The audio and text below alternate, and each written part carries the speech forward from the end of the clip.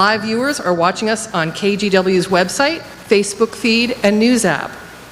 Our radio audience is listening in via X-Ray FM stations, 107.1 FM and 91.1 FM. And TV viewers will watch today's program on community media television. We are incredibly grateful for the support of our media partners in bringing City Club forums to our community. In addition to City Club's valued media partners, our sponsors, volunteers, and staff enable us to put on Oregon's best civic programs. A special thanks goes out to EcoTrust for working with us to bring Friday Forum to this beautiful space.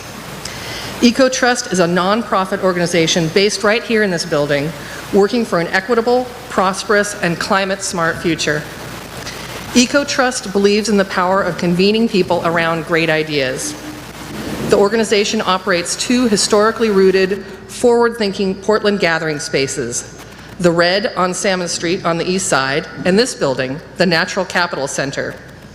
When you host an event in one of these buildings, your dollars go to support their work to create environmental well-being, economic opportunity, and social equity in this place we call home.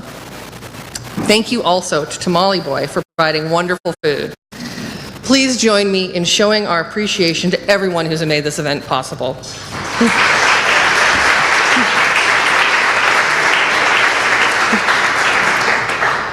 So I grew up in Oregon thinking of my home as a leader in environmental policy. Like most of my friends and family, I took small steps to protect our environment, like recycling, biking, and voting. I thought that the people I was electing were pursuing bigger environmental goals by making laws and policies. Oregonian reporter Rob Davis has shown that this isn't always the case in the recent series, Polluted by Money: How Corporate Cash Corrupted One of the Greenest States in America. After the series came out, Oregon legislators placed a measure on the November 2020 ballot that will ask voters to decide whether to amend the state's constitution to allow limits on campaign contributions. How did Oregon fall so far behind in protecting its environment? What would this ballot measure accomplish? What else needs to happen, and what are the obstacles to change? Rob joins us today for a discussion of these questions and a conversation on campaign finance reform and environmental law in Oregon. Rob Davis is an investigative reporter covering the environment on the Watchdog team at the Oregonian, where he's worked since 2013. He's written for the New York Times and High Country News. He's reported extensively on the rise of oil trains, Portland's toxic air problems, and lead contamination in National Guard armories. Please join me in welcoming Rob Davis.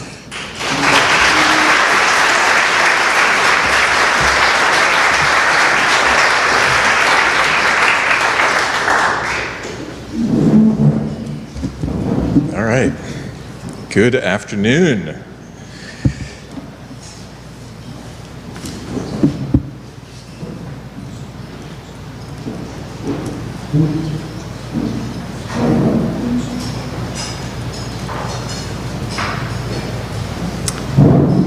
I want to thank the City Club for the invitation to speak today. I'd also like to thank some of my colleagues who came out, Steve So, my editor, Mark Friesen, who were collaborators on the project and without whom I couldn't have done it, Oregonian editor Therese Bottomley, who most importantly gave me the time to work on this important story. Just a little bit of background, a little amuse-bouche for you. Former Representative Jefferson Smith, in testimony before the legislature, described campaign finance, the only transaction in Christendom after which both parties insist that nothing has changed. Oregon is one of 11 states that allow people to give as much as they want to political candidates. It's one of 7 that also allow corporations to give directly, and it's one of just 5 states with no limits at all. Today, Oregon is the 27th largest state in the nation by population. It ranks 6th for the total corporate money given to the average lawmaker. Per capita, when it comes to corporate giving, Oregon ranks number 1. In the last decade, $43 million given by corporations to winning legislators from both parties. Corporations like Republicans, but they don't discriminate that much. And in Oregon, no one comes close to the volume of money that corporations and industry groups put into the state's political system. So, a little bit of a personal story about how I came to this issue. I showed up in Oregon in 2013 with the charge to write about environmental policy, to dig into statewide environmental politics. And on issue after issue after issue, what I found was Oregon, that on any particular issue, California would be leading the way, Washington would be coming in a close second, trying to do what California was doing, and then Oregon would be bringing up the rear, all while patting itself on the back for passing the beach bill and the bottle bill 50 years ago. And when you listen to leaders' rhetoric in this state, that's what you hear. We're an environmental leader here. You go into the state capitol and there is an homage to Tom McCall and him flying in a helicopter over the beaches 50 years ago. Yet the reality, what I found going out into communities in the state, Oregon school kids breathing dirtier air on their school buses for the entire time that they're in school than they would if they were born across the river in Washington, where they've worked to clean up their school buses.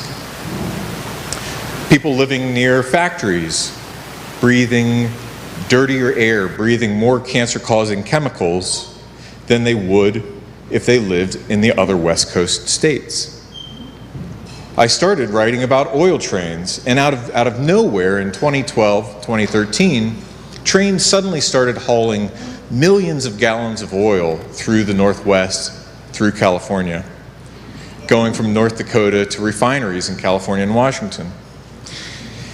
And California and Washington, the legislatures looked at the issue. They said, you know, maybe we can put a little fee on these railroads. They're gigantic, multi-billion-dollar corporations.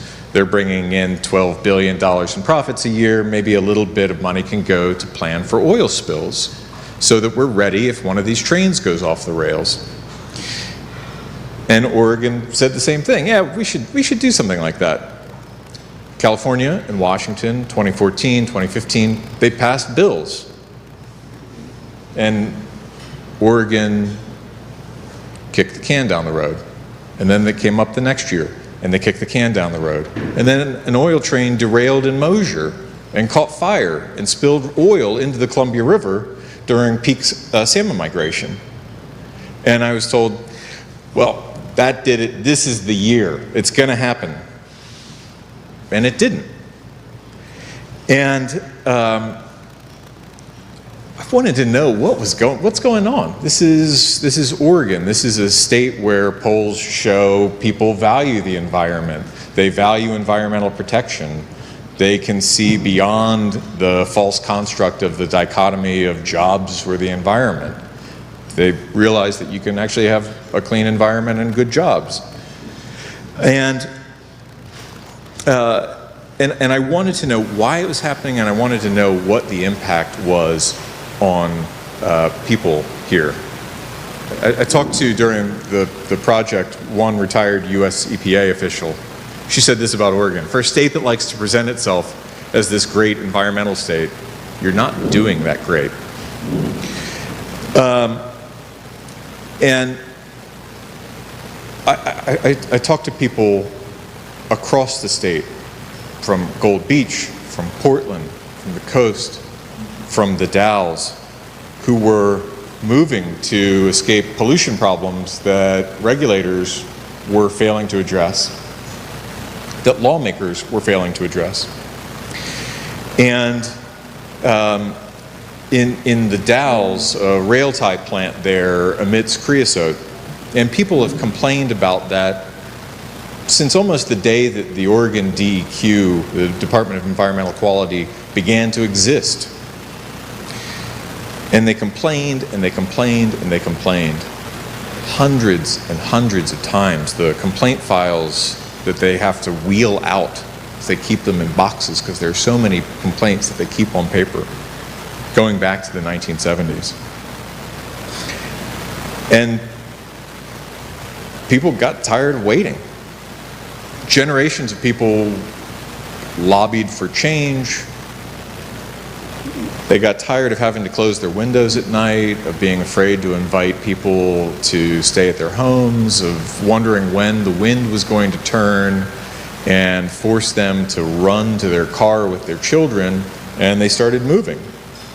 And so, what was going on here? I want to go back in time. 1908. Oregon was, at that point, a leader in campaign finance law. They passed the Corrupt Practices Act. They instituted a form of public financing of elections, printing a voter pamphlet that they distributed. The City Club, in 1955, lamented the astronomical figures that were being spent on elections here, despite the fact that there were some limits. And while California and Washington, in the wake of Watergate, instituted the beginnings of the reforms that that constitute their modern political systems, Oregon headed in the other direction. Lawmakers in 1973 replaced donation limits with spending limits. And in a letter to the editor, one state senator from Portland said, "Gosh, I didn't realize that that's actually what we had done. I'm a busy guy. I didn't have time to read all the bills. I mean, I make the laws, but I don't read them all. So sorry."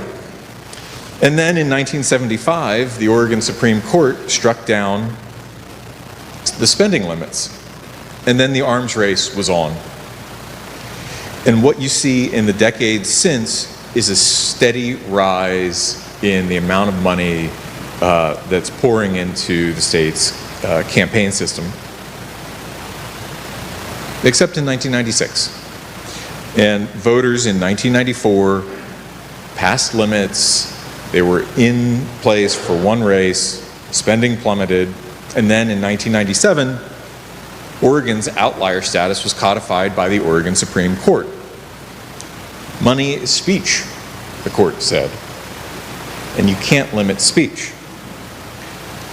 This is an issue and a ruling that puts Oregon to the right of Citizens United, right? So Citizens United says it's okay to give unlimited amounts of money if it's being done as an independent expenditure, if you're doing it independently.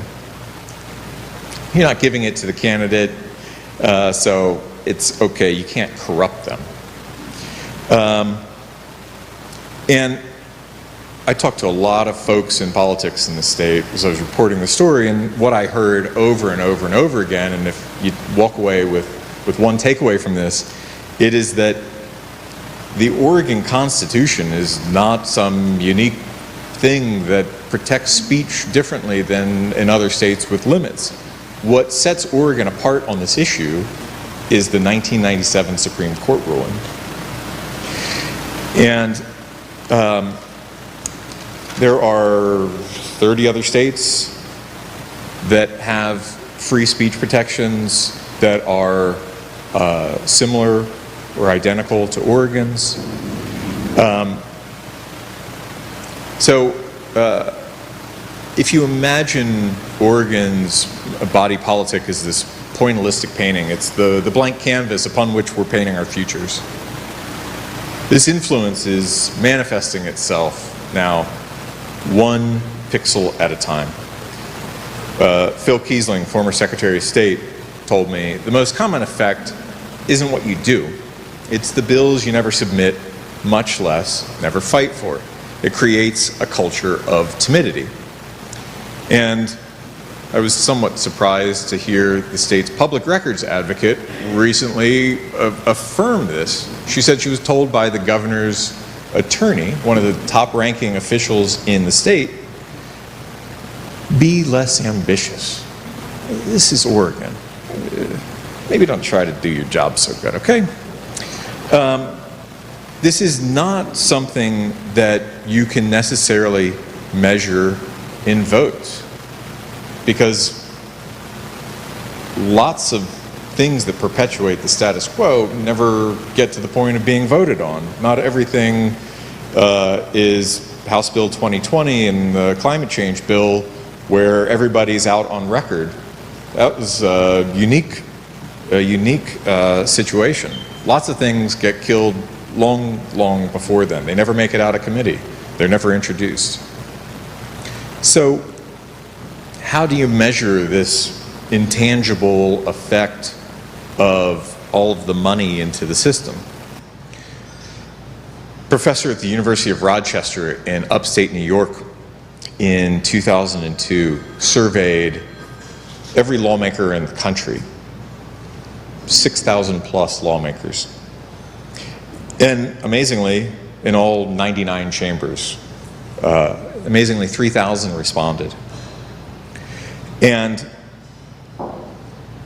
just behind notoriously corrupt Alabama,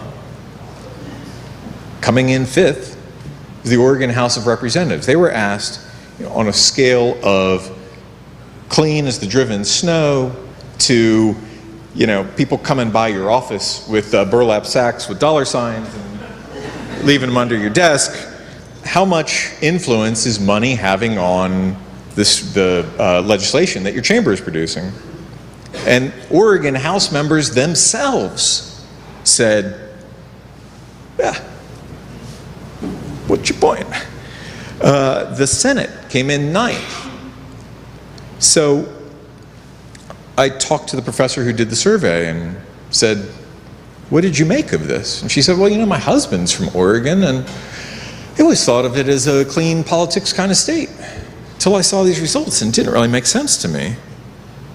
And then I saw your campaign finance system, and it started to make sense to me. So how does this work? Everybody is raising money.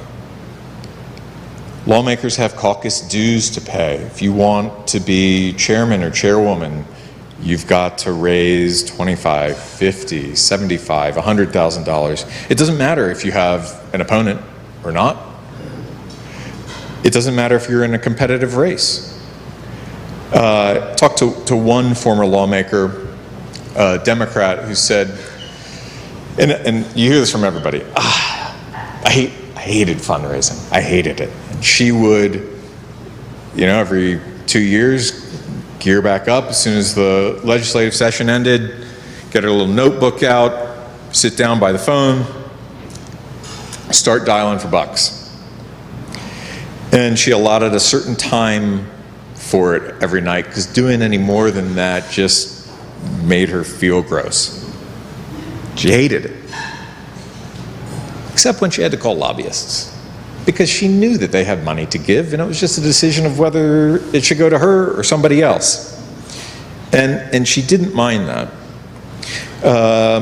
And so there are so many avenues for unexpected influence to be able to find its way into the system. A state senator, a Democrat from Portland, Elizabeth Steiner Hayward, was an obstacle to clean diesel regulations being passed in a previous session. And one of her top donors was the contractors who would have been affected by the bill. And she, like every other lawmaker that I asked about the money that they have taken from corporations, told me, how dare you question my integrity? Money has never changed a single vote for me. And I was just reminded of this Pearls Before Swine cartoon. And if you can't see it, I'll read it to you. Hi, I'm a billionaire. Here's a large sum of money for which I expect nothing in return, he says to the congressman. I could not give you anything in return, as that would be corruption, the congressman says. Of course, as an aside, sir, there is a bill before you that I'm very much against. I see, the congressman says. I will consider your position without regard to the limitless sums you can hand out. Next. Hello, sir, I'm Joe Nobody. I have no cash to give you, but I would really like you to vote for the bill that's before you now. I see, the congressman says. Well, I will give your position the exact same consideration I will give the man who just single-handedly funded my entire campaign. Thank you, honest congressman. Thank you, valued constituent. That settled, they all rode away on unicorns to Candyland.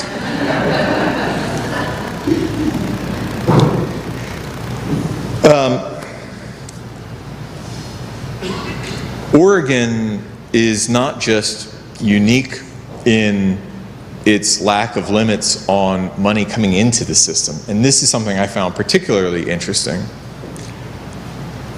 It takes a really light touch once the money is in the system. And so, if I write you a check, I give you a check for $100. You can spend it on yard signs. Maybe you appreciate me. I give you $100 and you can spend it on your legislative staff. And that's going to help you write press releases, get your name out, maybe move up the food chain. Maybe you appreciate me a little bit more. It doesn't stop there in Oregon. There is a conduit between some of the nation's largest corporations and lawmakers' pockets in this state. And unsurprisingly, the bills to address this have gone nowhere at the state legislature. Lawmakers take money that their donors give them, that corporations give them directly, and they're spending it on things like dry cleaning, car washes, new wiper blades. Well, I had to spend it on dry cleaning, one lawmaker told me, because I had to wear clothes to the legislature. They're renting office space from themselves. They're paying, taxpayers give lawmakers $149 a day as a per diem, because you have to go to Salem, you have to eat, you have to buy dinner, you have expenses. So taxpayers recognize that and they reimburse lawmakers for that expense. And dozens of lawmakers take that money and they put it in their pocket and they pay those bills from their campaign treasuries. So they're able to use campaign money, which in my own naive mind I expected was, you know, how much influence can you get from a yard sign, right? It's not how money is spent here. And when violations potentially occur of these regulations, the watchdog, the Oregon State Elections Division, doesn't dig deep. I had one lawmaker tell me that she had taken money from one donor with instructions to give it to another one because the original source of the money didn't want to show up as a donor to the politician who got it. And the elections division told me, we can't say for sure, but that sounds like it's a potential violation of a law against making a donation in a false name. A violation is a felony, punishable by a $125,000 fine and jail time. So we wrote that story, put it on the front page of the newspaper, it went out to hundreds of thousands of people, and nothing happened. California and Washington, in the wake of Watergate, created independent commissions. The Fair Political Practices Commission in California, the Public Disclosure Commission in Washington, and these are the cops who investigate when things like this happen. And in California, where I wrote previously, I'd write about issues and the FPPC would investigate because they'd say, thanks for the tip. It's great. Here, there's a box that's been drawn around it, and they only investigate with a signed written complaint. So after we wrote this story, nobody complained for 4 months, so they didn't investigate for 4 months. And when they did investigate, they wrote letters to the people and said, essentially, did you break the law? And the people wrote back and they said, me? No. Okay, well, case closed.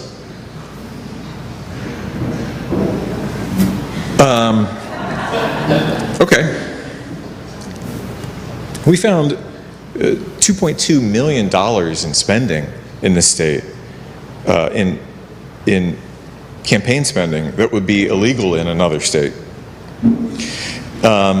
So where's the tie-in to the environment? Well, one environmental arena where this is extremely obvious is with the timber industry. 3% of the state's workforce. Timber in Oregon used to be the economic engine that powered the state's economy, and it no longer is that. But you wouldn't know that from what happens in the state capitol. Weaker rules, weaker buffers. Helicopters in Oregon can spray herbicides closer to neighboring property than they can if they were doing the same operation in Washington. And the marbled murrelet, this tiny little seabird that likes, for some reason, to nest in little nooks of old-growth trees. California says that it is endangered. Washington says that it is endangered. Oregon, for a split second, said that it was endangered. And then the timber industry and politicians some of whom have gotten more timber money than almost any other politician in the country, any other state legislator in the country, went to bat. And so you see the list of environmental protections in Oregon, where Oregon is trailing these other states, starts to grow longer and longer and longer.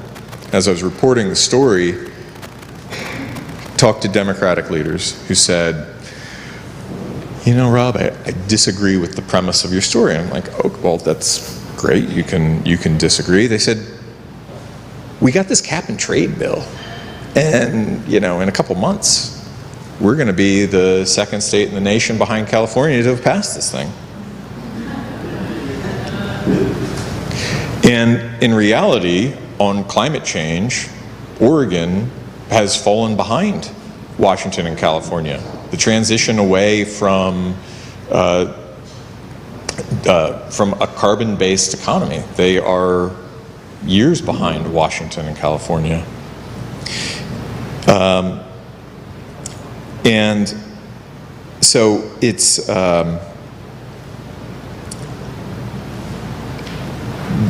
something that colors almost every aspect of state policy. Oregon gets more of its electricity from coal than the other states, another data point on the long list. And so where is all of this going? As it mentioned earlier, in November of 2020, voters are going to be asked, after the legislature took action, they're going to be asked whether campaign finance limits should be constitutional in the state and applied to measures that were passed after 2016. Campaign finance at the ballot box has been hugely popular in Oregon. Multnomah County voters in 2016 and Portland voters in 2018 both passed efforts to get money out of politics by margins that you don't see, like 90% people supported these things. 88% of people supported these things. And actually, Oregon voters weighed in on the same issue in 2006. And they passed limits, but they struck down a constitutional amendment that would have made limits legal to begin with. And so we're still having the same discussions that we did back then. The limits that were passed in 2006, if they went into effect, would be some of the nation's most stringent limits. The legislature has made it really clear that they don't like them. The people who are elected by the current system would like for something similar to continue. And there is a Supreme Court case, arguments will be made on November 14th, to validate the initiative that Multnomah County voters passed in 2016. And so we're entering into what is going to be a really interesting time for campaign finance in the state. You've got voters who could pass this initiative next year. You've got the Supreme Court, a new court that hasn't said that money is speech yet. And they could rule early next year. They could rule and make limits legal. And if they rule what voters passed in 2006, which is hanging out there in suspended animation, waiting for the okay from court or voters, those could go into effect as things are shaping up next year. That would be interesting. If that happened, voters would be signing off on the constitutionality of things that were passed after 2016, and that could throw the 2006 limits into jeopardy. And so there's a lot that is there's a lot that's coming. The legislature tried to develop a bill to set dollar limits, and it passed the House and it went to the Senate, and there were numerous loopholes that were written into it that involved the word unlimited. And so there are numerous avenues to sort of perpetuate the status quo, as long as you knew how the system worked and you got really creative about the way that you worked it. And we were writing about them, and they're, okay, well, we'll get that loophole out of there, and then we'll get this loophole out. And but what their final product was still riddled with loopholes. And what they're drafting now includes limits that are twice as high as exist in Washington, which has twice as many people in its population, 2 times the number of people to communicate with, to get your message out to, but they have stricter limits than what's being drafted. So it's really unclear how it's all going to shake out. It's clear that voters like getting money out of politics, but what form that is ultimately going to take here, and whether it is getting half of the money out of the system, 25% of the money out of the system, or 80 or 85% of the money out of the system, is still an open question. And I hope you'll tune in to the Oregonian to find out what happens next. So, thanks very much.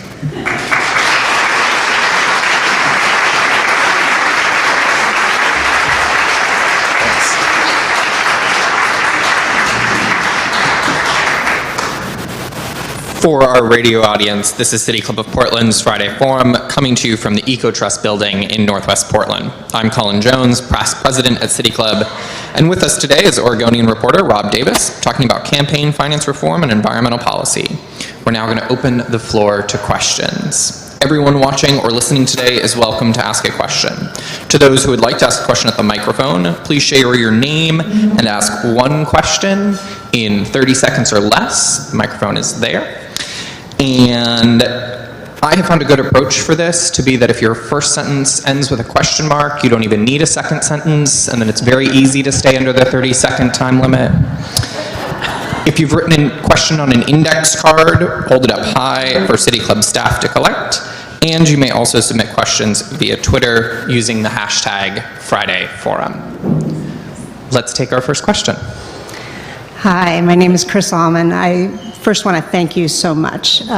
With this investigative reporting, my daughter's a journalism major and she tweeted it. My question is, how are you going to follow the dark money in politics regarding this? It's going to be one thing to look at money you can follow, but it's another thing to think about the dark money that's going to oppose this.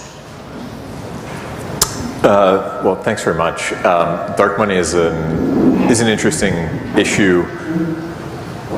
Oregon does a decent job of requiring a healthy dose of transparency for political spending. It's what allowed us, in part, to do the analyses that we did for the series.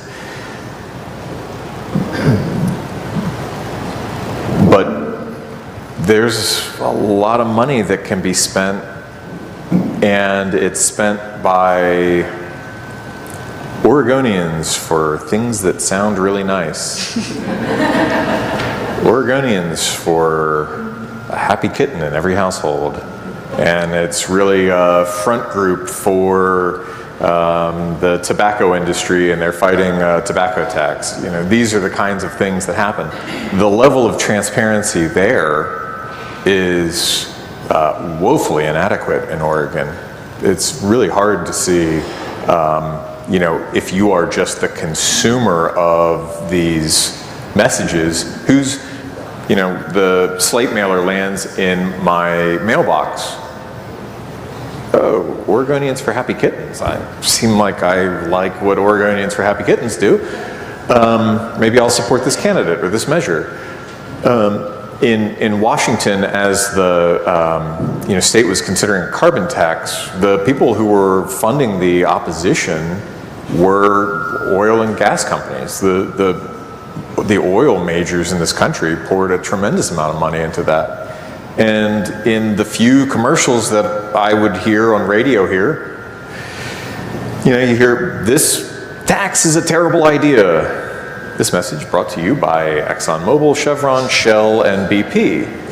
Well, okay, you know, as a consumer of information, that's fine that I want to be, you know, people want to, the goal for any journalist, I think, is to give people the critical information that they need to make informed decisions, right? That's at the heart of what we do. And there's a role for that type of transparency in the election world, too, that Oregon does not have. They're taking steps toward it, but they're still not there. Thanks. Let's take another question. Thank you. My favorite of those organizations is Oregonians for Food and Shelter, who represent the pesticide industry, by the way. My name is Christy Splitt, and I spent 5 years in the legislature working for a legislator who didn't take PAC money, and then have spent 7 years since then working for an environmental nonprofit. And I just thank you very much for illustrating with Mark Friesen doing a lot of great work exactly what is going on in the Capitol, and it rings true, so thank you. Yes. The question I have for you today is, would you support and encourage your editorial board to support higher pay for legislators? I think that's a really interesting question. I'm going to let the editorial board make the decisions that they want to make. But I think that I think it's a really interesting topic, and one where you know, there's a lot of interesting research. The professor from the University of Rochester, and I'm not passing on answering this. You know, if you make these jobs pay $150,000 a year, it's going to increase competition for them, and it's going to increase the time that people are spending on fundraising, because It's an actual job that people want, as opposed to a job that they take so that they can then get a job as the lobbyist for some entity that's actually going to pay them a living wage or a six-figure salary. And, you know, in the Oregon Senate, the average age of the Oregon Senate is 65. That's not the average age of the population of the state. The makeup is overwhelmingly, you know, old white male.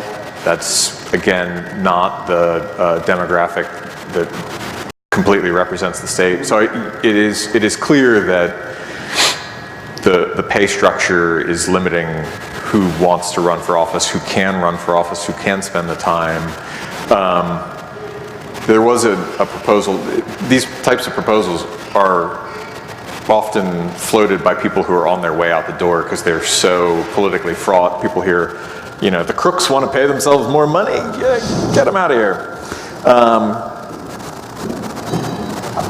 I would be intrigued to see something that addressed the issue in a holistic way, where we might pay ourselves more money, but we're going to stop this, you know, the shenanigans of putting the money in our pockets by renting office space from ourselves, or, you know, the number of people who hire their spouses or their kids, or they have their kid on the payroll for the campaign, even though the kid's away at college, you know, all of these things. And so far, that hasn't happened, and I think what you see is the resulting tough political sell to the population at large. Take a question from the cards. So this is from someone who is running for office currently and sort of shares that sort of frustration and discomfort with asking people for money, and so asks, you know, what advice or insights do you have for a candidate navigating the injustice of our current system who still wants to get elected? Well, I'm not a political consultant.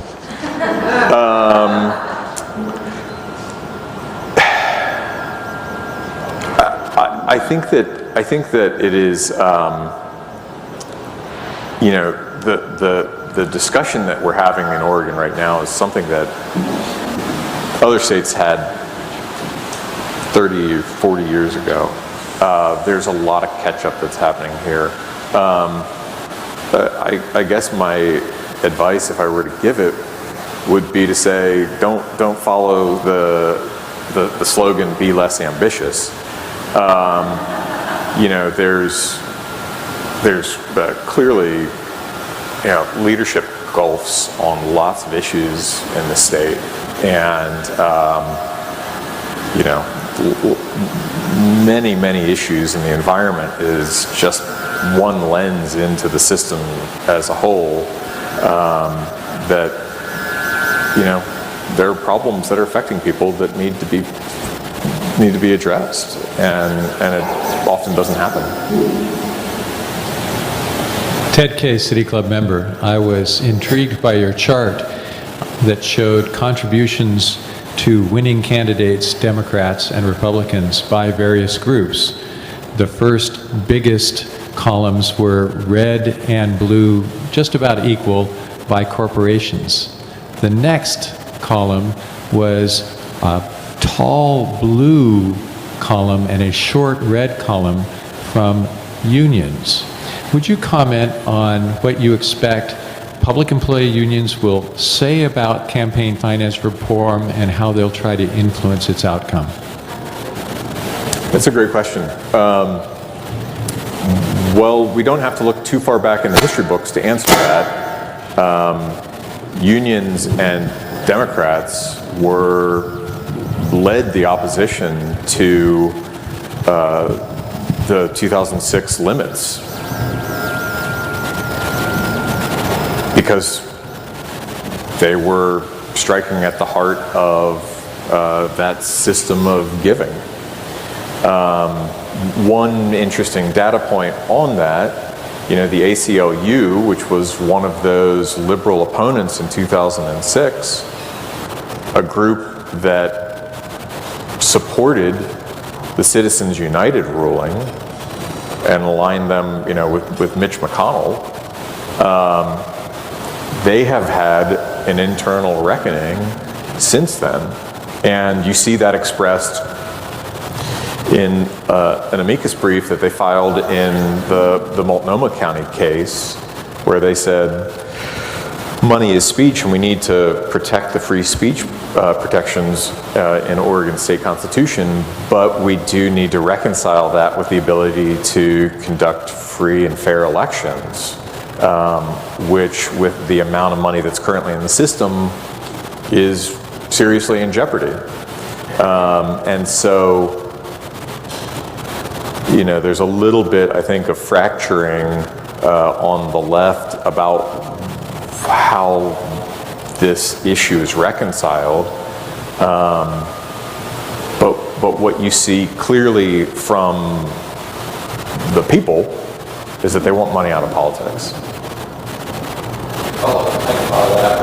Submitted question, sort of on a very related topic, which talks about how in the 2018 cycle, the National Institute on Money and Politics found that only one of the 10 largest donors was representing corporations. The single largest was SEIU. OEA was number 7. And so, sort of given in Oregon the power of union contributions and sort of what you've noted, can you talk a little more about why unions and interest groups were left out of the analysis focused on corporations? Well, I don't think they were left out. Labor unions are fairly agnostic on environmental policy, and that was the lens through which we looked at this issue. And so, labor unions are this kind of interesting conduit for a lot of small donations, whereas, corporations are, on the issues that affect them, single-handedly writing sometimes small checks that are taken as the collective, make them, one lawmaker, 89% of the money that he's raised has come from corporations. He's the guy that when the timber lobbyist in Salem needs to print something out, print out some talking points for another senator, that's who he goes to. And with all but like maybe 6 checks, every dollar that he's raised in his legislative career has come from a corporation. It's like not a guy who's calling his neighbors to dial for bucks.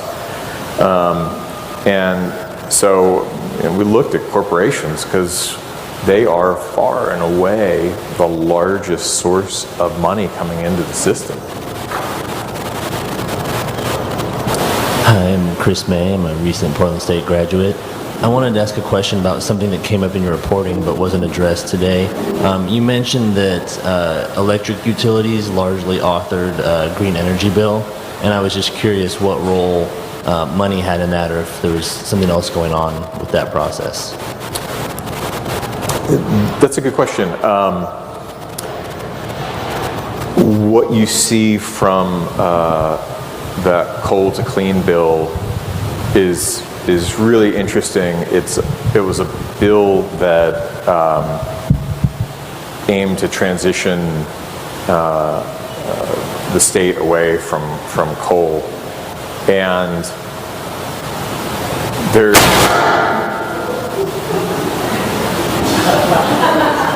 just in case you were sleeping, right?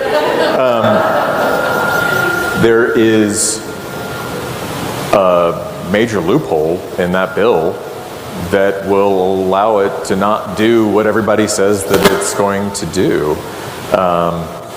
And as long as you sort of claim that you don't know where the electrons in your grid are coming from, this sort of mystery power, then you can still potentially be delivering coal-fired power to customers far beyond what we're being told is going to happen. And so in California, where they have phased out coal, this new form of energy, which approximately represents the same amount of coal-fired power that was on the grid before they transitioned in name, this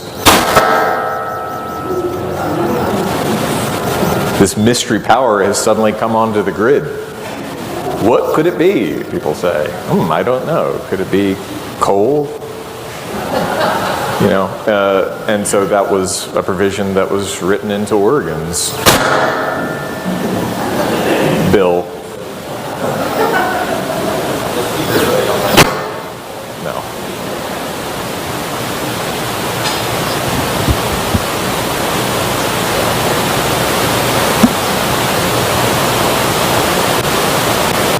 Okay. Anyhow, as I was saying,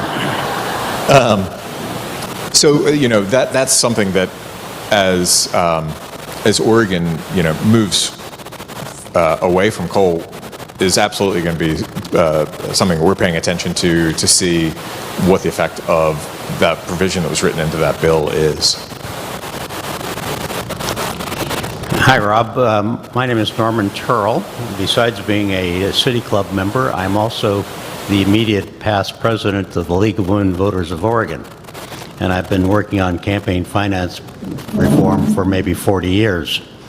The great dilemma of setting contribution limits is that if they're too low or even moderate, that the independent expenditures shoot up. And this was shown in the 1996 election. You showed a nice graph about how the spending for candidates dropped, but there's another chart that goes with that shows that the independent expenditures shot way up and then dropped back when the contribution limits were deemed unconstitutional. So my question is, how are we going to control the independent expenditures? We're not. Or how can we discourage them at least? Yeah, I mean, that's a good question. And what I come back to in the way that I look at the issue is that, one, independent expenditures are already a reality in races today in Oregon. If you're going to run for a competitive House seat, you're running for a competitive Senate seat, you're going to have to raise, $1 million or so. You're going to be maybe on TV trying to convince the 60,000 people or whatever in your district that you're the person for them. And Jeff Golden, who is the chairman of the newly formed Senate Campaign Finance Committee, wouldn't take corporate money. And Democratic leadership told him, good for you, but we're going to be spending, we're going to be pumping independent expenditure money into your race, whether you want it or not. And he didn't want it, and they did it anyway, and he won, and on they go. The thing that I find most interesting is that it's the idea that suddenly every race is going to be besieged by IEs, by independent expenditures. I don't think that that's true in this state, because if you don't have an opponent, what kind of message do you really have to get out? There are a lot of races that are not, that are not competitive. And the idea that people are going to be spending $1 million to elect somebody who's going to be elected anyway, it doesn't hold water. So, it is an issue. It is absolutely an issue. I don't know that it is the issue and the threat that it is always made out to be. Hello, my name is Madison Daisy Hathaway. I'm 24 and I've been working on the Clean Energy Jobs Bill for the last 3 years. And my question is, do you think that House Bill 2020 would have passed if we had campaign finance reform? Golly. That's a great question. I don't know. One of the, 3 Dems were deal breakers on that.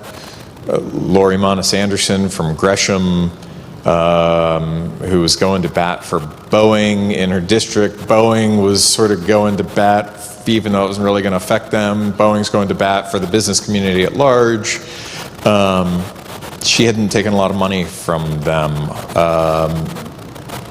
Arnie Roblin, senator on the coast, guy who has taken money from the Kochs. It was $1,000 at some point. I don't think that the overwhelming mix for him is corporate. I think he's maybe 35% corporate. And then Betsy Johnson on the North Coast, who has taken a lot of money from timber and other corporations. Could you have gotten another vote if people, I don't know. Sorry, I'm working from over here. We're short Yeah. on mics. So in your mind, given all the research you've done, one of the questions we have, what would the ideal campaign contribution regulations look like? It's really interesting. One of the most intriguing things that we found in our reporting is Connecticut. All of these systems with kind of tight restrictions, they tend to come after some crazy scandal. And I think it was maybe the governor in Connecticut who bribery. Yeah. And so they have publicly financed elections. The overwhelming majority of the money in their elections comes from taxpayers. And my colleague, Steve, talked to a state senator there who said, we can pass bills now without calling the lobbyists to ask if they're okay. And the example that he cited is really interesting to me. One of the first things they went after was a little carve out in their bottle bill that was sending money that from unreturned bottles, was sending it to distributors. And astute observers of Salem politics will know that when the bottle bill in Oregon, this landmark piece of legislation that everybody hails as this huge turning point in the state, when that was reworked a few years ago, the distributors, who are well-heeled campaign donors, got a little carve-out in that so that some of the money from unreturned bottles is going back into their pockets. And so he said that was the first thing that we went after, and we didn't have to call the distributors to ask if it was all right. So they're spending $60 million a year on their elections, but the people who have been elected under that system say that it has remade the face of the way that they do their jobs. And with that vision, our time is up, and we'll have to pause the conversation for now. We are grateful to everyone who made today's forum possible. Thanks especially to Rob Davis for sharing your insights, Mary Margaret Reeler-Weber for producing today's program, and to all of you for joining us. We are adjourned. Thank you.